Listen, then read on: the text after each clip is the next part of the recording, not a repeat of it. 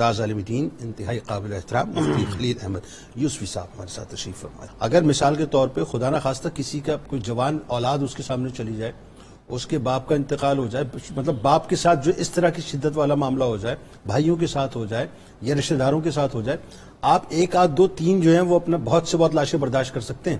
اس کے بعد آپ کی جو اسٹیٹ آف مائنڈ ہے نا وہ تباہ ہو جائے گا، آپ کی کیفیت کچھ اور ہو جائے گی، آپ اپنے آپ کو پھاڑنے لگ جائیں گے. 72 شہادتیں برداشت کی امام زین العابدین علیہ السلام نے اپنے سینے کے اوپر اپنی نگاہوں میں. اب ذرا یہ بتائیے، یہ جو قیامت صغریٰ برپا ہو گئی، اب اس کے باوجود جو آپ علیہ السلام کی وہی بات جو آپ نے جملہ بہت صحیح استعمال کیا کہ وہ جو جذبہ ہے آپ کا، وہ جذبہ اپنی جگہ سلامت تھا، تو کوفے میں جو آپ نے حیدری رنگ کے اندر ایک خطبہ دیا ہے اور جو ایکسپوز کیا ہے، بتائیے ذرا. بسم اللہ والصلاة والسلام علی رسول اللہ.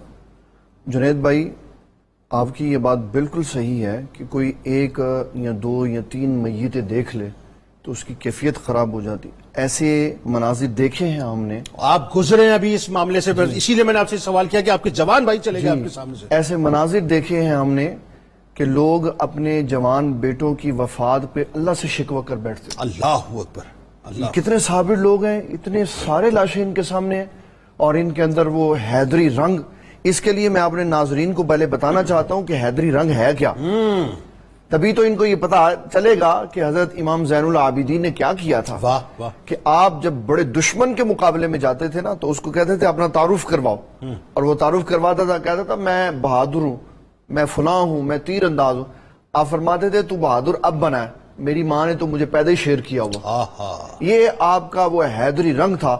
اور جب آپ گفتگو فرماتے تھے، فصاحت بلاغت اتنی عظیم ہوتی تھی کہ لوگ دھنگ رہ جاتے تھے کہ حضرت علی المرتضیٰ لفظ کہاں سے جوڑ رہے ہیں. اللہ، ایسے لگتا تھا جیسے الہام ہو رہا. اور پھر حضرت امام زین العابدین نے کوفہ میں اتنے صدمات کے بعد جب منبر پہ کھڑے ہو کر خطاب فرمایا تو آپ نے جو باتیں ارشاد فرمائی وہ بڑی غور طلب تھی لوگوں کے لیے، جس کی وجہ سے ان کے غم اور دکھ میں اضافہ ہوا. حضرت امام زین العابدین نے اللہ تعالیٰ جل جلالہ کی حمد و ثنا کے بعد اور نبی صلی اللہ علیہ وسلم پر درود شریف پڑھنے کے بعد فرمایا، لوگوں تم جانتے ہو میں کون ہوں. یہ بات اس لیے فرمائی کہ اگر کوئی انجان بندہ بیٹھا ہوا ہے تو بات سننے سے پہلے تعارف ہو جائے کہ کون بات کر رہا ہے، مطلب وہ اٹینٹو ہو جائے کہ کون گفتگو اب کرنے والا ہے.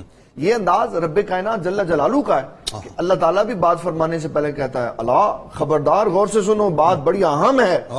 تو حضرت امام زین العابدین نے لوگوں کو پہلے متوجہ کیا کہ غور سے سنو، میں امام حسین کا بیٹا ہوں اور وہ حضرت علی المرتضیٰ کے بیٹے. اللہ، تم وہ ظلم کر رہے ہو. قیامت والے دن حضور صلی اللہ تعالیٰ علیہ وسلم کو کیا منہ دکھاؤ گے کہ اللہ تعالیٰ نے جن سے محبت کا حکم ارشاد فرمایا ہے تم نے انہی کے ساتھ ظلم کر دیا، تم نے انہی کی آل اولاد کو شہید کر دیا. جب قیامت کے روز نبی صلی اللہ علیہ وسلم کے سامنے جاؤ گے تو کون سا منہ لے کے جاؤ گے، کیا کہو گے جا کے شفاعت کرنے کے لیے. اور امام زین العابدین نے کہا کہ جس نے ہمارے ساتھ برا کیا ہلاکت ہے اس کے لیے.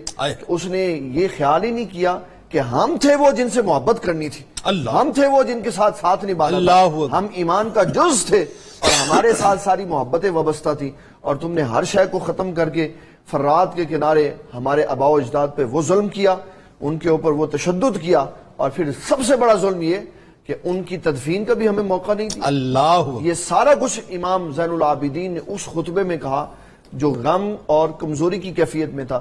اس میں اپنے ناظرین کو یہ بتانا چاہتا ہوں، شروع سے اسلاف کا یہ طریقہ کار چلا آ رہا ہے کہ انسان اپنی جسمانی کیفیت سے بوڑھا نہیں ہوتا، ہمتوں سے بوڑھا ہوتا. یہ وہ آل رسول ہیں جن کی ہمتیں ہمیشہ جوان رہی ہیں، جنہوں نے اپنی زندگیوں کو اللہ اور اس کے رسول کے دین کے لیے وقف کیا. کیا کہنے